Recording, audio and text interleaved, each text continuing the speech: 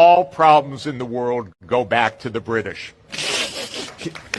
That's true in Pakistan, India. That's true in China. That's true throughout the Middle East. That's true here in Cyprus because they were the most powerful empire for 200 years, and they left behind conflicts everywhere. You know, the disaster taking place in Palestine right now, one of the reasons is that between 1915 and 1917, the British promised the same territory to 3 different groups. So first, in the McMahon communications, the British promised it to the Arabs. You fight with us against the Turks, it's yours. Then they negotiated the Sykes-Picot Treaty to say to the French, it's yours. Then in the Balfour Declaration in 1917, they said it's a Jewish homeland. So the British promised 3 times land that wasn't even theirs. And they got a lot of nerve as far as I'm concerned. And now you need to disentangle all of this.